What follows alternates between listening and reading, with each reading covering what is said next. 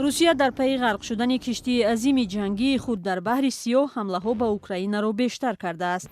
به ادعای مقامات روسیه کشتی مسکو در پی سوختار نابود شده است. اما مقامات اوکراین تاکید می‌کنند که کشتی را ضربه موشکی نظامیان این کشور تخریب کرد. روسیه رسما درباره تلفات معلومات نداده است، ولی خبرنگاران اسم دست کم 8 سرباز نیروهای بحری را معلوم کردند که به نام و نشان یا کشته شدند. لیانید ساوین یکی از ملاحان بیدرک شده روس است. تابستان سال 2021 به خدمت رفته بود. نزدیکانش میگویند بعد از 2 ماه باید به خانه برمیگشت. به گفته این نزدیکان لیانید سربازی قراردادی نبود و نباید به جنگ برده میشد. والدان لیانید و چندین سرباز دیگری بیدرک شده با مراجعت به مقامات طلب کردند که به آنها حقیقت را بگویند. جنگ در چند منطقه اوکراین مخصوصا در شهر بندری ماریوپول ادامه دارد. این شهر زمان آباد چندین هفته باز زیر بمباران نظامیان روس قرار دارد. وزارت دفاع روسیه از مقامات اوکراین طلب کرده است که به سربازان در محاصره افتاده ماریوپول دستور تسلیم شدن را دهند. به آنها تاکید کردند که سربازان باید از ساعت 2 نصف روزی 20 اپریل مقاومت را بس کنند.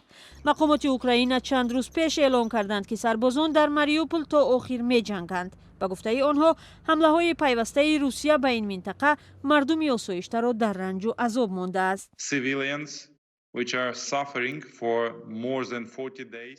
ساکنان آسایشته بیش از 40 روز باز در این شهر محاصره شده در بحران بشری قرار دارند. آنها آب ندارند، غذا ندارند، گرمی و برق ندارند.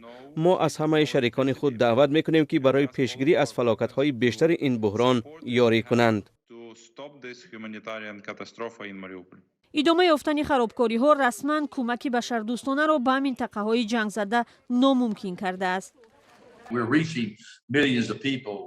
ما و همکارانمان در سازمان جهانی میلیون ها نفر را در داخل اوکراین فرا میگیریم، اما منطقه‌ای هستند که ما کمک‌های خود را به آنجا رساندن نمیتوانیم، مثل ماریوپول و جایهای دیگری که در محاصره نظامیان روس قرار دارند.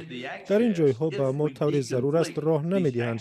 اگر ما امکان پیدا کنیم و این مشکل از بین رود، ما به هر یک نفری که از گرسنگی رنج میکشد کمک میرسانیم.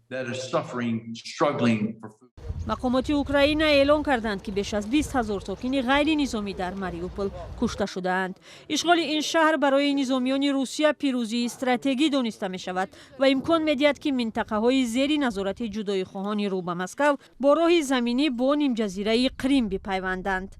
مقامات اوکراین از اروپا و آمریکا کمک علاوه‌ای خواستند. کشورهای غربی وعده دادند که با اوکراین سلاح وزنی فرستاده بر ضد مسکو تحریم‌های نو جاری می‌کنند.